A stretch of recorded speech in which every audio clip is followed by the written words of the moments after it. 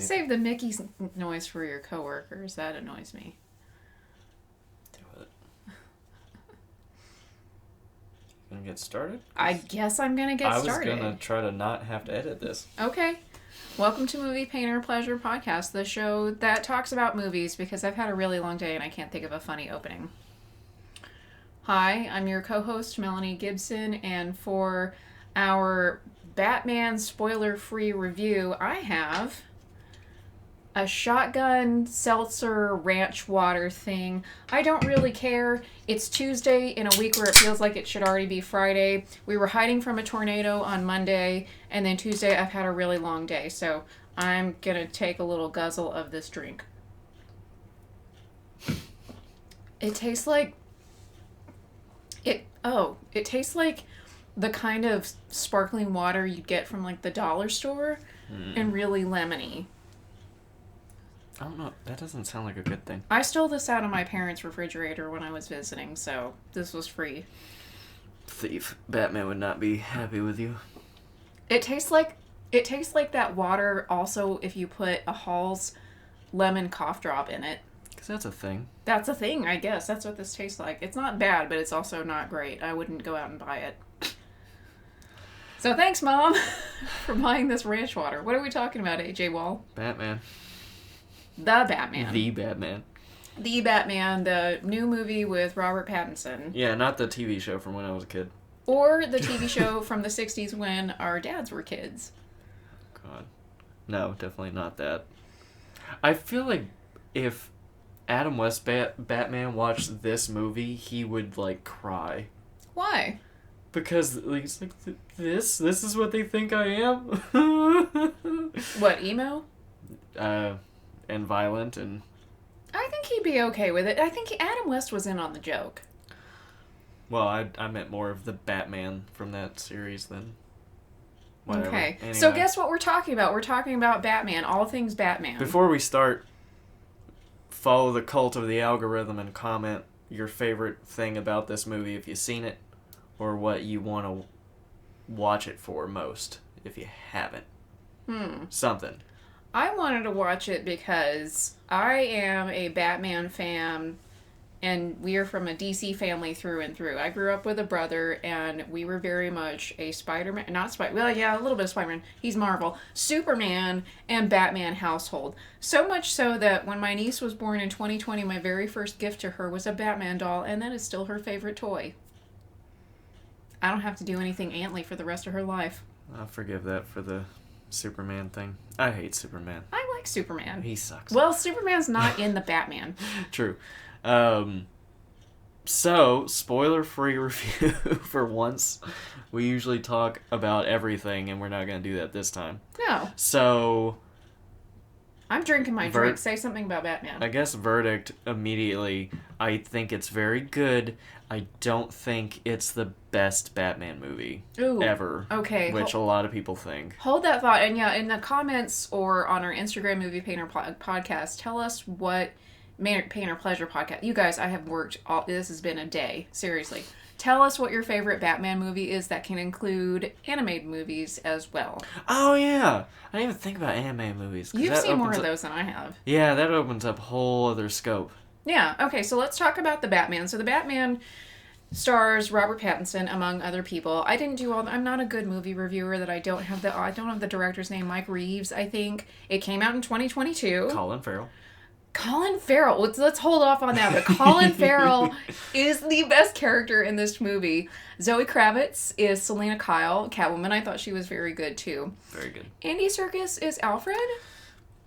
And I kind of don't care. He's Andy Serkis. He was fine. So it's more that they didn't pay enough attention to Alfred. They try to just be like the Michael Caine Alfred, except a little bit more like detective-y. Yeah. And that's it. Like... Give him his own thing. So we can talk about some of the pluses and minuses. And so this is, like it said it was, it's a very dark, gritty universe. Gotham is an absolute shithole. Kind of like in Joker. It's full of trash. There's crime everywhere. They definitely set the scene with how dark and shitty Gotham is at the beginning. It's dark and gritty in a way that's less angry than Ben Affleck Batman, but more like... depressing.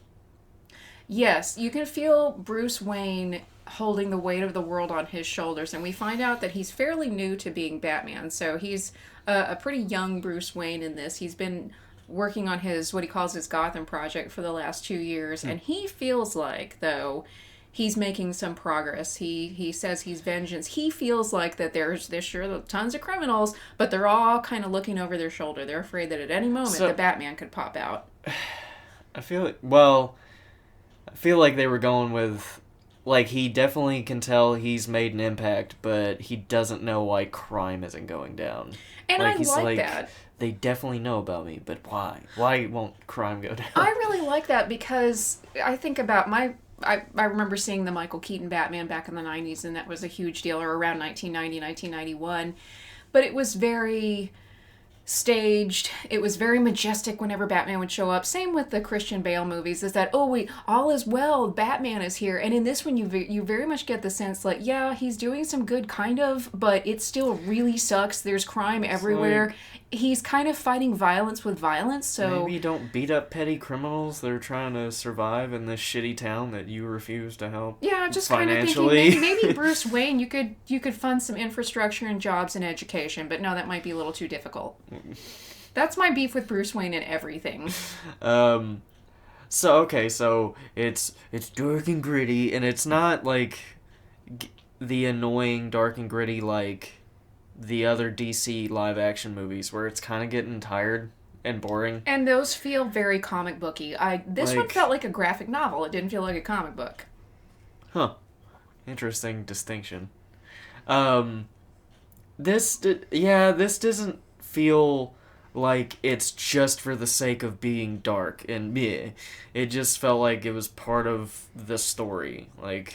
Yeah, and I felt like it told a really good story, because I'm thinking it really, like, cinematography and everything was fine, but it really wasn't, visually stunning or visually beautiful or everything. It felt very... Some people will argue with that. It was very dark. It was kind of hard to see. Yeah, visually it looked fine, but I don't think it was resting its laurels on how it looked. I think it really hinged on how well it told the story, and things get fucked up pretty quickly. I really like the character of the Riddler, because that's how it starts out, with a murder from the character who comes to be known as the Riddler, and he is scary. Like, I felt like I was watching Seven with Brad Pitt and Morgan Freeman and Kevin Spacey. I very much felt that feeling when they're going through his crimes and Batman and Commissioner Gordon are kind of working together. I'm like, I'm getting Seven deja vu or flashbacks. I had that same feeling of just so grossed out and creeped out and horrified by it, and I love that. He definitely had the fanatic feel the whole time. Mm-hmm. Although, the tiny nitpick, as soon as I saw his glasses through the mask or over the mask or whatever, I was like, oh, he's just a fucking dork. He is. Which, yeah, he's like, and it's funny, like, the way they play with, like, certain people's intelligence, and, like, there's way more of the detective Batman, which they haven't really done that much with. Except, like, in The Dark Knight, there was a little bit of it. Like, Batman had... the one really weird scene where he had 4 bullets shot into a brick. Was this the Christopher Nolan? Yeah, so he could, like, piece the bullet back together, and that's how he got a thumbprint. But that's more, like, techie, like, showing off how much money you got. That's not, like, actual detective work, like, figuring out stuff. There were a lot of scenes of Batman and Commissioner Gordon, who was, I don't remember the actor's name, but he was very good, of a lot of back and forth. You saw a lot of their relationship, and it seemed like in other iterations of Batman, he just kind of shows up and acts like a ghost and gives Gordon a couple of cryptic hints, and then he disappears. And in this one, they very much have, like, a friendship and a relationship, and you can see Batman even kind of looking to Gordon for advice and suggestions. So they work more as a team. And Gordon can't totally cover his ass. Like, he's not commissioner yet, and the other cops hate Batman, or at least a good portion of them.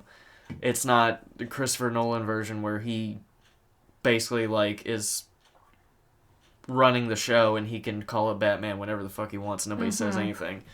I still think The Dark Knight is a better movie.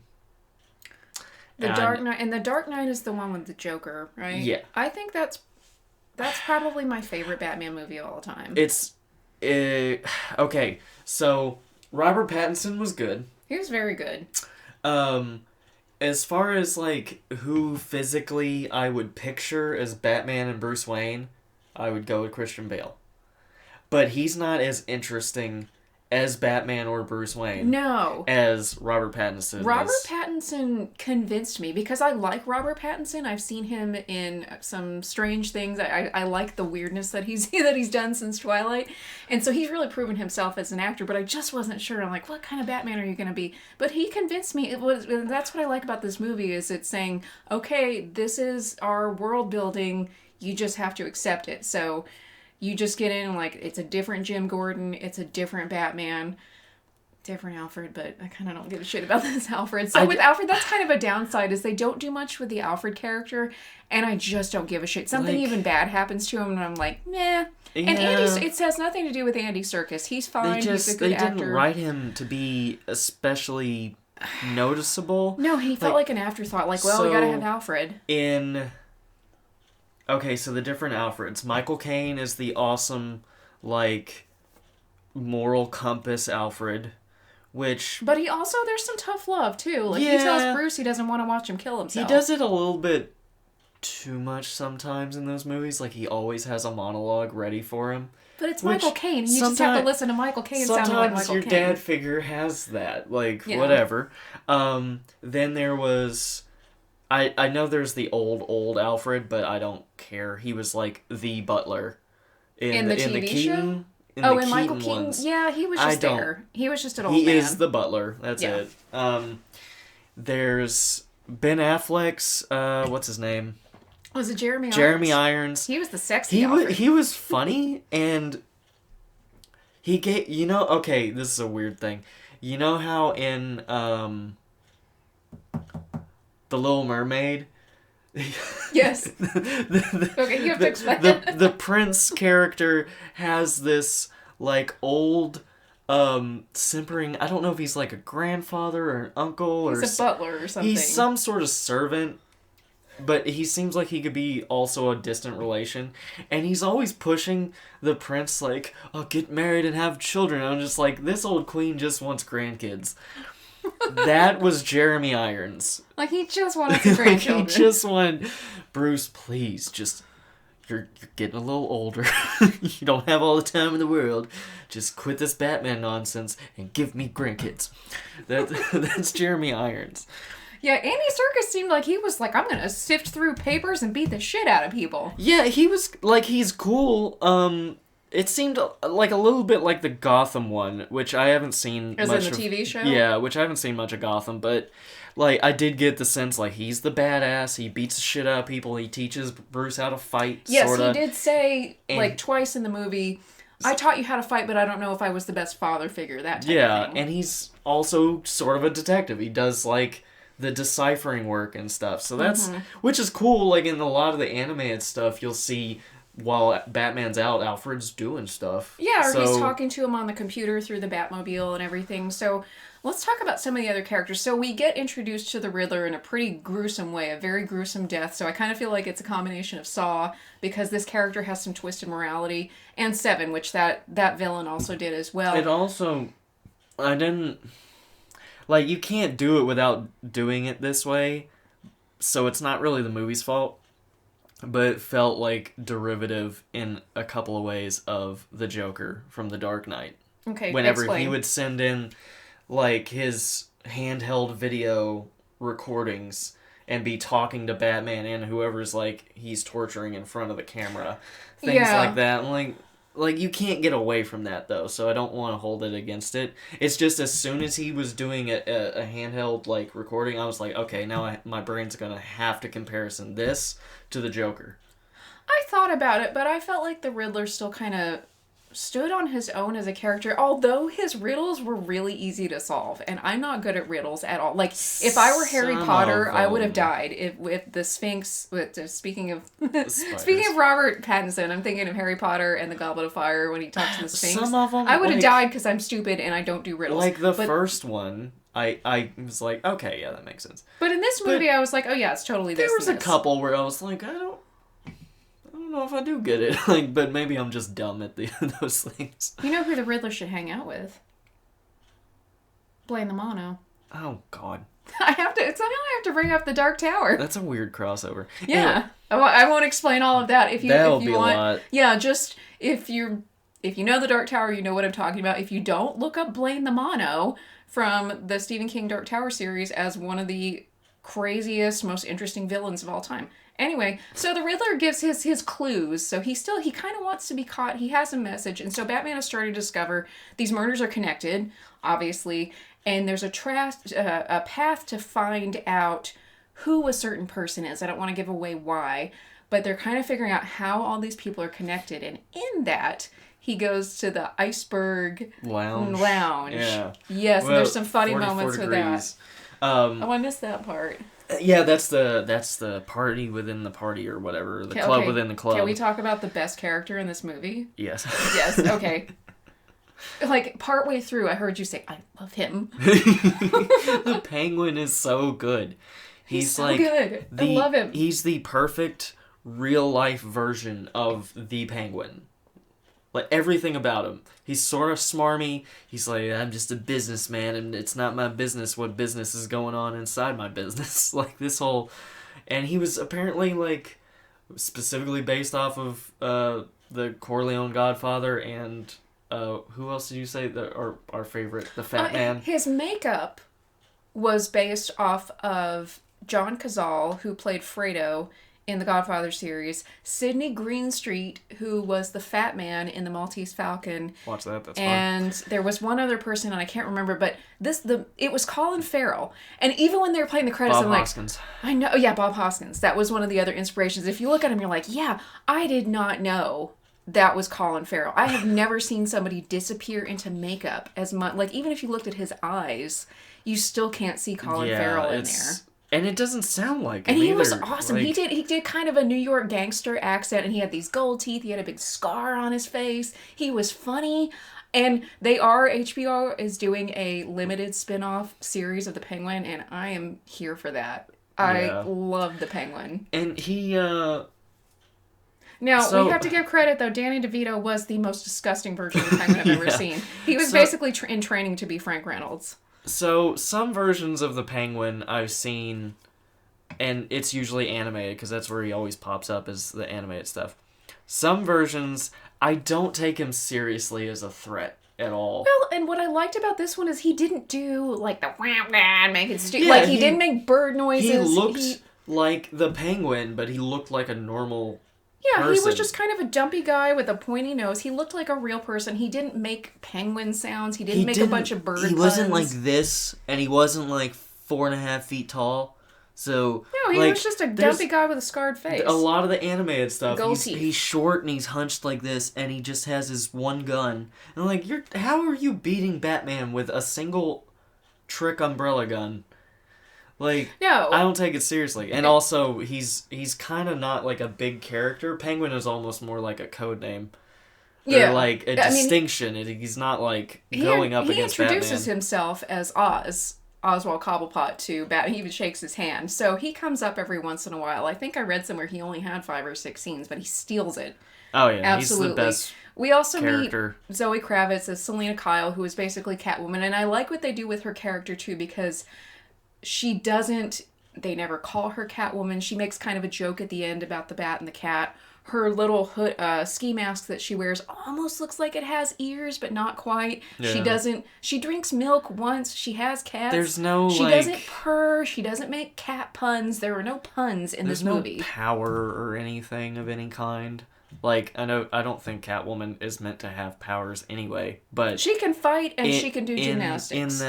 In the one that we almost did a review for, we, like, gave up halfway through, the Halle Berry one. Oh, God, that was... They like, gave her, like, a superhero, like, power backstory. It was kind of like how the Spider gave Peter Parker powers. Yeah, it's and then really, the Halle Berry one, the cats gave her superpowers. So in this one, luckily, we don't have any of that shit. In this one, it's a much more with all of the characters, even though there's some outlandish things happen, and it's, it's still a comic book story. they all seem very human. I didn't think about that. This didn't have any of those, like, really big moments where you're like, no, that's just... I mean, you went too far. Some outrageous shit happens. Yeah, but, I mean, okay. Oh, well, I won't spoil anything. But, okay, so, like, the Batman suit. It's super minimalistic. It's just the suit, his cape that's bulletproof. I mean, he gets shot a lot. Totally bulletproof. Like, people just lay into him and he ignores them while he beats the shit out of people. Oh, and also, I thought this was really handy. So he's got the bat symbol across his chest. At one point, he just takes it off and cuts something with it. So he's got like a box cutter in the bat. I've never seen that before with the bat suit. That's pretty handy. So he has that, the body armor, some big-ass boots, and the contact lenses. Now that was an interesting addition, so explain that. I need some more camera contact lenses that record his whole outings, which is perfect for like the whole detective thing, because he always comes back to his Batcave and he's just got a computer that like relays shit. But in this, I like, at least I get it. Like, I don't, it's not realistic technically, but I get it. Okay, fine. He somehow has that technology. Yeah, and you can still, he's still trying to figure out things. He obviously has tons of money to be able to do it. But he's still kind of figuring out how to be Batman and the best path. So we go down this journey of he learns more about Selena Kyle's relationship to all of it. John Turturro is Falcone, and he's great too. Yeah, he was just kind of, he was cool. Because at one point I'm sitting there and AJ goes, "Isn't that the Jesus from The Big Lebowski?" I'm like, yeah, it is. So like, I'm used to Falcone. I know there was Falcone in the Nolan movies, but I never paid much attention to him. It was Best of the Best Guy. You want me to beg? I'll beg. What's his name? Eric Roberts. Eric Roberts was Falcone. Like, Eric Roberts is not really an intimidating guy either. Yeah, he was just a smartass. But like, recently we watched The Long Halloween, and Falcone is this big, badass looking mobster dude with like 3 scars on his face. And then there's John Turturro, this like skinny, just kind of tall and lanky dude. But that almost makes him scary because he looks very unassuming. He was like, oh, he's just somebody's harmless uncle that you take to church, or somebody's grandfather. No, he's bad. And through conversations with Falcone, and I'm going to try to say this without spoiling it, I liked where the movie went for a moment, because here's a negative. They tarnished the reputation of a saintly character that made it feel a lot more realistic and give a lot more conflict to Batman / Bruce Wayne. And they had it, but then they snatched it away. So that's a negative for the movie. It's like, you should have just gone there. I'll spoil a different movie because everyone's probably seen it by now to give us the same feeling. When 2 different times in the last, not the Last Jedi, but the last Star Wars movie, one where C-3PO loses his memory, and then we're like, oh my god! Oh, but we have a copy. Oh, okay. Chewbacca got exploded. What the fuck? But he didn't. He was on a different ship. Oh, you should have gone there. It was the last Star Wars movie. Go all the way. Just commit. Wipe C-3PO's memory. Blow up Chewbacca. Make me cry over these droids. So there's a similar thing. Like, they had a really good idea. I was like, ooh, yes. It felt a little like something that would have happened in the Joker universe, because we know these aren't connected. Joker. Joaquin Phoenix Joker. That's the best Batman movie of all time. I was wrong earlier today. Like, Joker is the best. I felt that movie in my soul. That's so good. That's the best movie. So that's a negative. I don't know if there's any real negatives for me. If you have bad vision, maybe don't go and watch it in the theater. If you got to, you got to. Like, we had like a whole weekend outing, so I was like, we gotta just go watch it. Yeah, we went downtown, we ate dinner, we made a thing of it. We needed to see it. It's dark as shit. I barely saw like half of the action, so and maybe we should have been farther back, but it's hard to account for these things. No, I got those seats because they were close to the door, so I could go to the bathroom, because this was a 3-hour movie, and I'm a woman over 40. It is a long About the length of the movie, so, oh my god. So, okay. Spider-Man No Way Home is pretty long. It was about the same length. And it's... 2 hour 50 20 minutes difference, maybe. Anyway, the pacing in that one was really good. At a lot better than this. I never felt bored during Spider-Man No Way Home, and that was a 3-hour movie, and I did have to run to the bathroom at one point. So with Batman, I was a little bored at the beginning, and then they kept kind of having false endings. Like, one thing would resolve, and then you're like, okay, the movie's over. Oh, no, there's more. They got the Riddler. Great, that's the end. No, it's not. If you've seen... everyone has.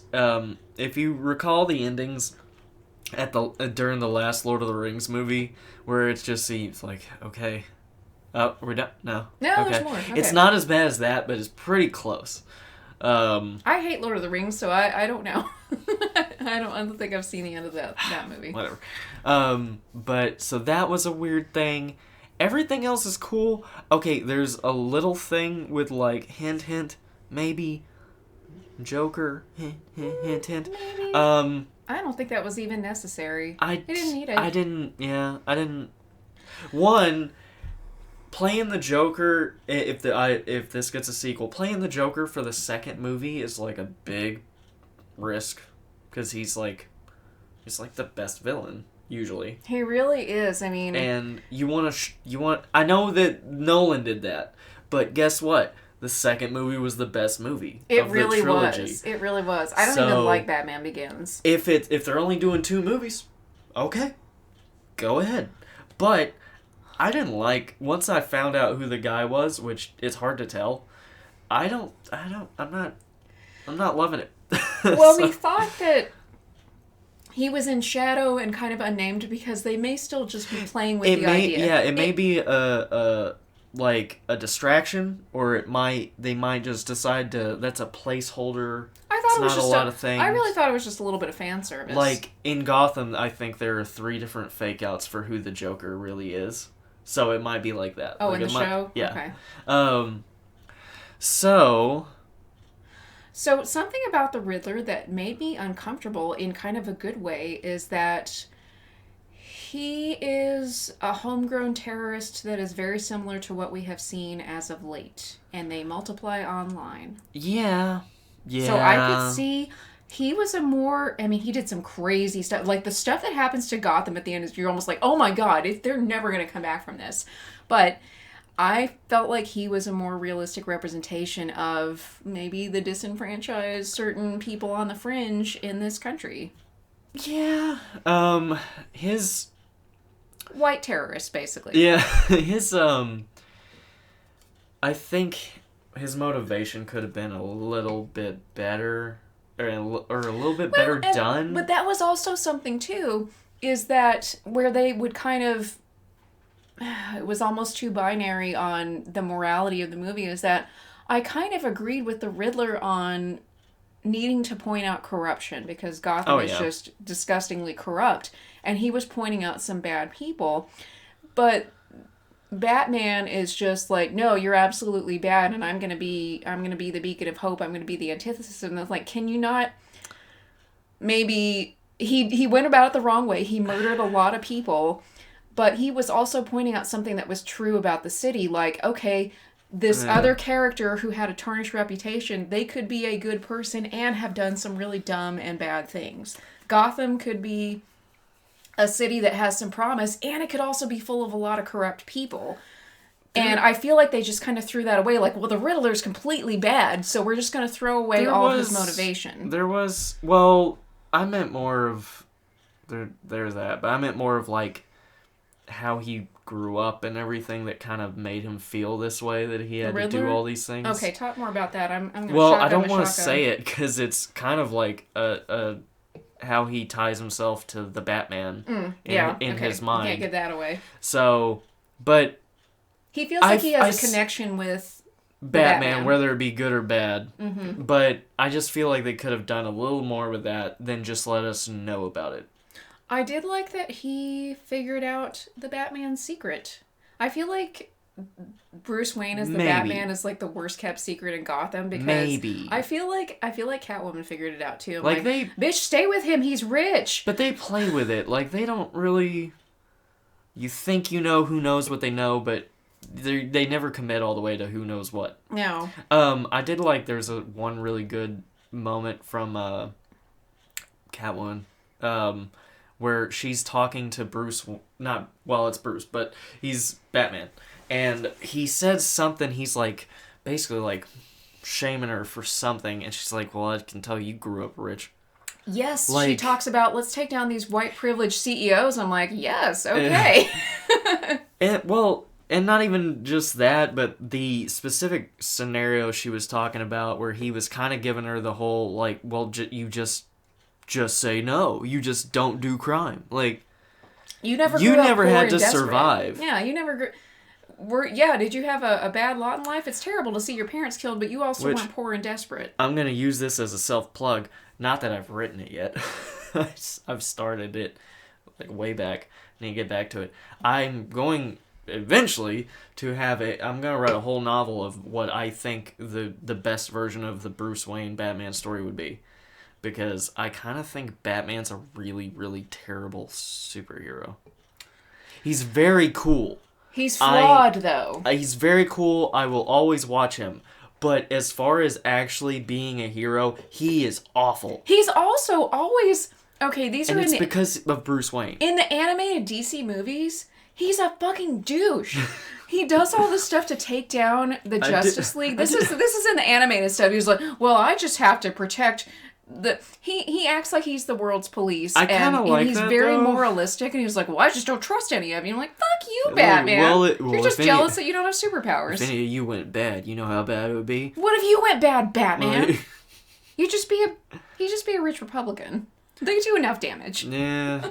So that's my biggest gripe with Batman is almost always, not entirely, but almost always, the fact that Bruce Wayne exists. And Bruce Wayne is terrible. Like, but I wanted to know more about this Bruce Wayne, and I didn't get a whole lot of that, which maybe that left me wanting for more. And my brother had seen it the day before I did, and he said he's Batman for almost the entire movie. He's not Bruce Wayne very often. Like, that kind of leaves me wanting more. Like, I want to know more about this haunted young Bruce Wayne. That makes sense, considering one of the conversation Riddler has with him, and how he talks about what a mask does to your personality. Like, if the mask makes you someone else or it just makes you more of you. So them having him as Batman almost the whole movie, it's a interesting twist, I guess. So cons were not full committing to some pretty good ideas. Of tarnishing somebody's reputation who may deserve it. Or that would have been very interesting character development. Yeah, it would have knocked somebody down a peg that's usually, like... Well, it would have made given the character more dimension. Yeah. It's dark as fuck. Yeah, it's hard to see. So visually, it's just black. So, it's cool, but that's probably just me. And everything else, I can't complain about any of it. All the characters were good. It was... Could they Best Penguin ever. Oh, yeah. The best Penguin ever. Best Riddler ever. Yeah. Good Riddler, good Catwoman, good Penguin, good Jim Gordon. I liked him. Yeah, Jim was awesome. I really liked him because you could see his... I liked this movie because you could see everybody's flaws. They felt more realistic. Like, again, outlandish shit happens. It's a Batman movie. Of course it is. But you could see them more as human beings. All of them, including the villains. So, okay, in closure, I go watch it, I guess. It's so good. What's your favorite Batman movie of all time? Because this is not our favorite. We really, really liked it. I don't want to own it on DVD. I'll watch it when it comes on HBO. I'm watching the fuck out of the Penguin show when it comes on HBO. Colin Farrell, I love you. This was really good. I don't know where I would play. I'm going to have to wait until I see it again, like at home, just to... like place it in the hierarchy. But if I'm going a live action, it's probably got to be The Dark Knight. Like, the Joker is the shit in that movie. Now, if it's just that's Batman. If it was DC, I'd go Joker. But just straight up Batman, no cop outs. It's The Dark Knight. But if it's animated and maybe even this one might be even higher up for me than The Dark Knight, is Under the Red Hood, which is about Jason Todd coming back as Red Hood. I know I've seen that. That movie is so good. I'm just going to throw out an animated one that I like and that I remember as Gotham by Gaslight. Oh, yeah, that one's fun. It takes place in the 1890s, and it's kind of a Jack the Ripper story. Yeah, and the designs of everything is cool. And all steampunk, and we're huge fans of Oscar Wilde's Dorian Gray novel, so we always kind of think about that time period and our favorite characters from that book, and we think about this happening around the same time. And a really good twist. Yes, a very good twist. The villain isn't who you expected. Or maybe it is. And with this one, with the Batman, there were some things that are coming that you're like, they're kind of predictable, but it's still kind of fun getting there. It's getting to some of the reveals, or like, oh, okay. It's not too shocking, but it's still fun getting there. Not fun for the people who got murdered, but it's still fun getting there. So, okay, but best Batman-related movie all time, Joker with Joaquin Phoenix. Yeah. I just, I have mental illnesses, so I really felt that movie, and it felt like a Scorsese movie, and I love Martin Scorsese, and it oh my god, it was incredible. So we've talked about it on other podcasts before. If you haven't seen Joker with Joaquin Phoenix, go watch it right now. Go see the Batman. It's fun. It's interesting. This is a more intellectual Batman as opposed to things like the Michael Keaton Batman and stuff. This is the first one where I really thought that they did the detective part right. Yeah. You just saw a different side of, it was kind of it was a Batman story, but you saw a different side of Batman. And good for Robert Pattinson. He had me convinced. I mean, he was awesome. So for my recommendations, we've already talked about Batman-related movies we like. I have 2 recommendations if you want more of weird Robert Pattinson. One is The Lighthouse, which we've talked about before, which stars Willem Dafoe, who was also in Spider-Man No Way Home. And I think this is still streaming on Netflix, The Devil All the Time, which is based on a novel. Robert Pattinson is a disgusting Southern preacher. It also stars Tom Holland, who is in Spider-Man No Way Home. So there's your superhero connection. I don't... And also look up Blaine the Mono. Just because. He's such a weird villain. So those are my non-Batman, but Robert Pattinson-related recommendations. I don't know if I really had any recommendations. Any other Batman or DC related recommendations? Maybe some more obscure ones not everybody's seen? I mean, I guess I can, if I want to go with the DC route, I could say The Red Sun. Yes, I was thinking that. That's a Superman movie, but it's so freaking good. It's the best so freaking good. Movie. It is the best Superman movie ever. And it takes a different turn on the characters. So yes, and that's what I like. That's what I like, taking familiar characters and a different twist. And that's what I did like about the Batman. Because everything was very different from what we've seen in the comic books and what we've seen in the movies before. So, good for everybody involved. And we didn't have to watch his parents get shot. Yeah, we didn't actually have to see it. Because every movie has that scene. Even the one Even Joker. Yeah, and even the Ben Affleck one where it's just kind of happening and there's music and it's just... But you still see the pearls. So yeah, but also in Joker, he kind of had it coming. Not his wife. No. But fuck Thomas Wayne. Yeah, not the kids. No, not the kids. Okay. Anyway, so like, follow, share, subscribe. We're on YouTube. We're on Anchor, Spotify, iTunes. We're also on Instagram, Movie Pain or Pleasure Podcast, and that's where you can see AJ and his blue hair. And Discord. I always forget that because that's why you're the millennial reminding me to use Discord. I don't understand Discord. I don't either. But we're on there, so add away. Make sure you show your Batman shirt to the camera. Yay. All right. Angry Batman. Also, comment. It helps the algorithm cult thing. We worship the algorithm now. And you can worship me. Join our cult and be my victim and have a very Batman-y day. Bye. Please don't beat up any random drug dealers.